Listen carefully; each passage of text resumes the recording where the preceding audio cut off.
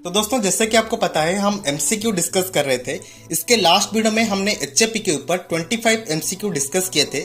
आज के इस वीडियो में हम उसका सेकंड पार्ट डिस्कस करेंगे। वो जो डिस्कस किए थे वो फर्स्ट पार्ट था और ये सेकंड पार्ट डिस्कस करेंगे बाकी और 25 एमसीक्यूज के ऊपर। तो इसमें हमारा टोटल 50 एमसीक्यू कंप्लीट होगा। दोस्तों अगर आपने वो फर्स्ट वाला पार्ट नहीं देखा तो उसका लिंक आपको डिस्क्रिप्शन बॉक्स में मिल जाएगी। तो दोस्तों अगर आपको क्वेश्चंस, एमसीक्यूज और डिस्कशंस अच्छा लग रहे हैं तो वीडियो को लाइक कीजिए, दोस्तों के साथ ज्यादा से ज्यादा शेयर कीजिए और आप चैनल पे नए हो तो चैनल को सब्सक्राइब करना ना भूलें। तो फर्स्ट पार्ट में हम जो एमसीक्यू डिस्कस किए थे वो थोड़ा इजी लेवल का था, लेकिन आज के इस वीडियो में हम जो बात करेंगे वो थोड़ा ट्रिकी है। मतलब आपको इसमें समझना है और थोड़ा उसके कंपैरिजन में थोड़ा मुश्किल भी है। तो चलिए दोस्तों शुरू करते हैं। और हमारे पहला प्रश्न आपके फोन के स्क्रीन के ऊपर ये रहा, Which is not a glial cell of central nervous system? Option A, Schwann cell. Option B, astrocytes. Option C, oligodendrocyte. Option D, microglia.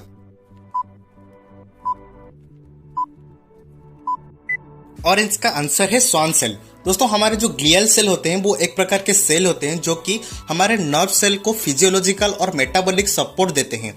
और यहाँ पर पूछा गया है कि कौन सा ग्लियल सेल सीएनएस का नहीं है, मतलब सेंट्रल नर्वस सिस्टम का नहीं है। तो दोस्तों इसका जो आंसर है वो है स्वान सेल, क्योंकि दोस्तों स्वान सेल जो होता है हमारा वो पीएनएस का ग्लियल सेल होता है, मतलब पेरिफेरल नर्वस सिस्टम का। Question number 27, what is the pH of सालिवा?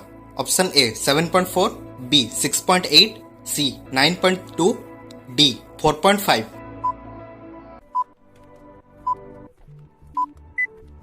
और इसका आंसर है 6.8। तो दोस्तों सालिवा जो होता है हमारा वो ओरल कैविटी में प्रेजेंट होता है, मतलब ओरल कैविटी में ही सीक्रेट होता है। तो यहाँ पर इसको बोल सकते हैं कि हमारा जो ओरल कैविटी का पीएच है वो लगभग न्यूट्रल ही है, मतलब 7 के आसपास ही है। तो 7 के आसपास सबसे नजदीक जो पीएच है वो है 6.8। Question number 28, the major part of cell membrane contents. और इसके ऑप्शन है phospholipid, B cholesterol, C glycolipid, D none of this. और इसका जो आंसर है वो है फॉस्फोलिपिड। दोस्तों हमारे सेल मेम्ब्रेन जो होता है वो मेनली फॉस्फोलिपिड से ही बना होता है, मतलब फॉस्फोलिपिड ही सबसे अधिक मात्रा में पाया जाता है जो कि है 75%। उसके बाद आता है हमारे कोलेस्टेरॉल जो कि है 20%, और सबसे कम मात्रा में जो पाया जाता है वो है ग्लाइकोलिपिड जो कि है 5%। तो फॉस्फोलिपिड सबसे अधिक मात्रा में पाए जाने के कारण हमारे सेल मेम्ब्रेन को फॉस्फोलिपिड बाइलेयर भी बोलते हैं। The basal metabolic rate of a child is dash than old person. Option A higher, B lower, same, D none of this. और इसका आंसर है हायर।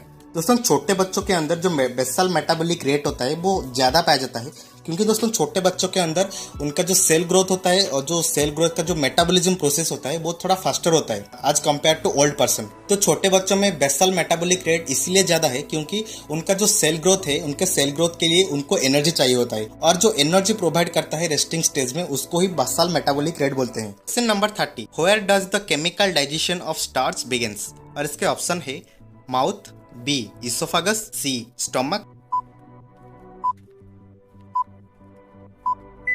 और इसका आंसर है माउथ, क्योंकि दोस्तों माउथ में हमारे सालिवा सीक्रेट होता है, और सालिवा जो सीक्रेट होता है उसमें एक केमिकल पाया जाता है जिसका नाम है टायलिन, जो कि मेनली स्टार्च को ही डाइजेस्ट करता है। तो इसका आंसर है mouth. Question number 31, which part of neuron transmit electrical signal to target cell? और इसके ऑप्शन है dendrite, B soma, C cell body, D axon। और इसका आंसर है axon, क्योंकि दोस्तों axon एक एलोंगेटेड फाइबर है जो कि सेल बॉडी से निकलकर टर्मिनल एंडिंग तक गई है। इसको एक रास्ता मान लो जहां पर सिग्नल्स ट्रांसमिट होता है। Question number 32, which of this is not a steroid? Option A adrenaline, B cholesterol, progesterone, D corticosterone. और इसका आंसर है एड्रेनालिन, क्योंकि दोस्तों यहाँ पर एड्रेनालिन ही एक हार्मोन है और बाकी सब यहाँ पर स्टेरॉइड है। Next question, normal GFR rate of a human being? Option A 90 to 120 litre per minute, option B 90 to 120 ml per minute, option C 70 to 100 ml per hour, option D 70 to 100 ml per minute. और इसका जो answer है वो है option B 90 to 120 ml per minute. Question number 34, which is not a secretion of anterior pituitary gland? और इसके option है prolactin, B oxytocin, सी growth hormone, D gonadotrophin. और इसका आंसर है ऑक्सीटोसिन। दोस्तों यहाँ पर जो प्रोलैक्टिन, ग्रोथ हार्मोन और गोनाडोट्रोफिन हार्मोन है ये एंटीरियर पिट्यूटरी से सीक्रेट होता है, जहाँ पर ऑक्सीटोसिन एक ऐसा हार्मोन है जो कि पोस्टीरियर पिट्यूटरी से सीक्रेट होता है। Question number 35, plane which divide a organ और body into anterior and posterior portion is known as. Option A sagittal plane, option B frontal plane, option C transverse plane, option D oblique plane. और इसका जो answer है वो है frontal plane, और इसको coronal plane भी बोलते हैं, जो कि बॉडी को एंटीरियर और पोस्टीरियर पोर्शन पे डिवाइड करता है। एंटीरियर का मतलब आगे वाला हिस्सा और पोस्टीरियर का मतलब पीछे वाला हिस्सा। मतलब ये एक प्लेन है और इसको एक लाइन मान लो जो कि एक बॉडी को आगे और पीछे वाले हिस्से में डिवाइड करती है। Question number 36, which is the example of sesamoid bone. और इसके ऑप्शन है hip bone, B sternum, C patella, D cranial bone. और इसका आंसर है पटेला, क्योंकि दोस्तों सेसामॉइड बोन जो होता है वो देखने के लिए साइज में छोटा और गोल होता है। जैसे कि आप स्क्रीन पे देख सकते हैं, सेसामॉइड बोन जो होता है वो सेसाम सीड की तरह दिखता है, और हमारे पटेला बोन एक सेसामॉइड बोन ही है जो कि हमारे घुटने में प्रेजेंट है। Question number 37, how many does it take to form a mature RBC. और इसके ऑप्शन है 2 days, B 5 days, C 7 days, D 2 weeks। और इसका जो आंसर है वो है 7 days, क्योंकि दोस्तों हमारे आरबीसी बनने का प्रक्रिया मतलब जो प्रोसेस होता है उसको बोलते हैं एरिथ्रोपोइसिस। और एरिथ्रोपोइसिस में हमारे जो रेड ब्लड सेल बनता है उसको बनने के लिए मतलब प्राइमरी सेल से लेकर उसको मैच्योर होने तक 7 days का टाइम लगता है। Question number 38, which of following is a hinge joint. और इसके ऑप्शन है wrist and finger, B thumb joint, C carpal joint, D knee joint. और इसका जो आंसर है वो है नी जॉइंट। दोस्तों हिंज जॉइंट जो होता है वो मेनली साइनोवियल जॉइंट का एक टाइप है जो कि सिर्फ और सिर्फ एक डायरेक्शन में मतलब एक ही दिशा में बेंड हो सकता है, मतलब आइदर आगे और पीछे, नहीं तो दाएं और बाएं। सिर्फ और सिर्फ एक ही डायरेक्शन में जो भी जॉइंट मूव करता है उसको हिंज जॉइंट बोलते हैं। तो दोस्तों हमारा नी जॉइंट एक ऐसा जॉइंट है जो कि सिर्फ पीछे की तरफ ही मुड़ता है, बेंड करता है, तो इसलिए इसका आंसर है knee joint. Which of following is the largest salivary gland. और इसके ऑप्शन है parotid, B mandibular, C sublingual, D none of this.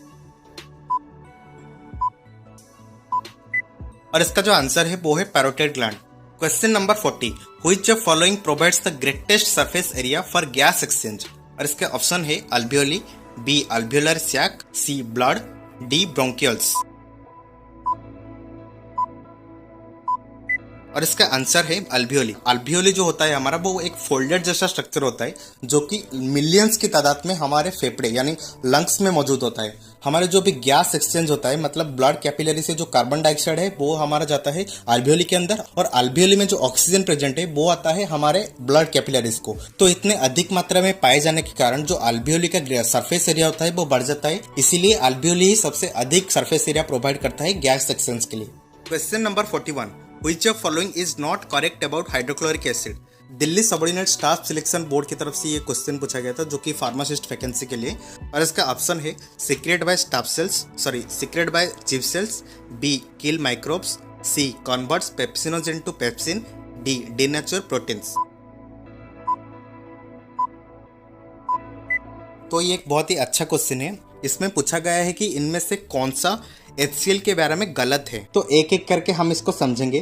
पहला ऑप्शन है सीक्रेट बाय चिप सेल, तो यही ही गलत है शायद, हाँ यही गलत है, क्योंकि दोस्तों हमारा जो HCl सीक्रेट होता है वो पेरिएटल सेल सीक्रेट करता है। फिर भी हम दूसरे ऑप्शंस को देखेंगे, किल माइक्रोब्स। दोस्तों ये तो सही है क्योंकि हमारा जो HCl होता है वो एसिडिक नेचर के कारण हमारे फूड के साथ जो भी माइक्रोब्स हमारे बॉडी में एंटर करता है HCl उनको मारता है। कन्वर्ट पेप्सिनोजेन टू पेप्सिन, ये भी सही है। डीनेचर प्रोटीन, हाँ दोस्तों ये भी सही है। तो इसका आंसर है सीक्रेट बाय चिप सेल। तो दोस्तों अगर आपको क्वेश्चंस और डिस्कशंस अच्छे लग रहे हैं तो वीडियो को लाइक कीजिएगा और दोस्तों के साथ शेयर कीजिएगा। तो देखते हैं नेक्स्ट क्वेश्चन को। Question number 42, which of following hormone is modified amino acid. और इसके ऑप्शन है एपिनेफ्रिन, बी प्रोजेस्टेरॉन, सी प्रोस्टाग्लैंडिन, डी एस्ट्रोजन। और इसका जो आंसर है वो है एपिनेफ्रिन, क्योंकि दोस्तों एपिनेफ्रिन जो हार्मोन है वो मॉडिफाइड अमीनो एसिड है ट्राइरोसिन का। मतलब टायरोसिन हार्मोन कन्वर्ट होकर एपिनेफ्रिन बनाता है as a final product.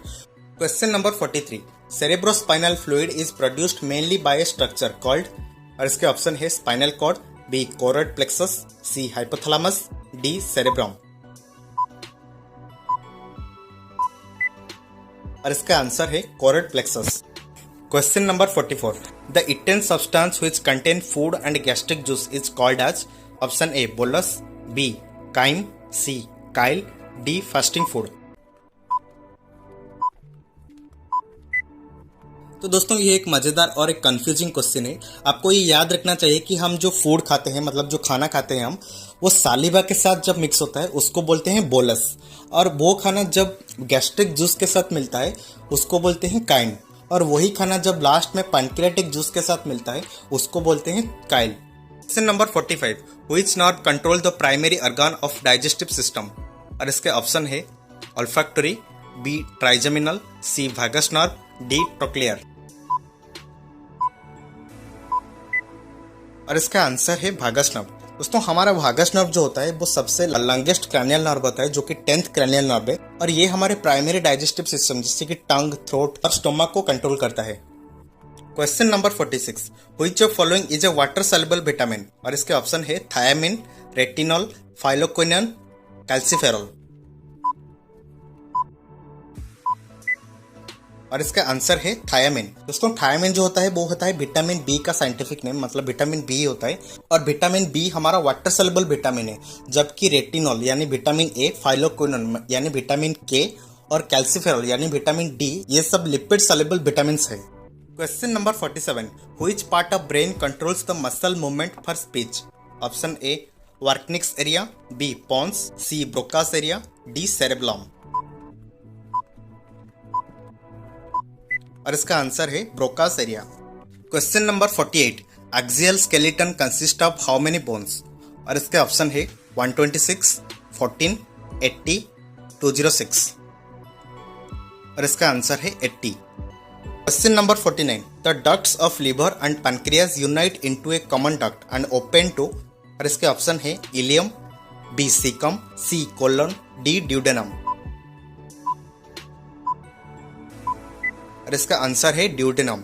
Liver का डक्ट को हमारे बोलते हैं हेपाटिक डक्ट, पैनक्रियास के डक्ट को बोलते हैं पैनक्रियाटिक डक्ट, जो कि मिलकर एक कॉमन डक्ट बनाता है जो कि खुलता है हमारा ड्यूडेनम के अंदर। Serotonin, dopamine, acetylcholine are dash, option A sex hormone, B neurotransmitters, C blood components, D enzymes,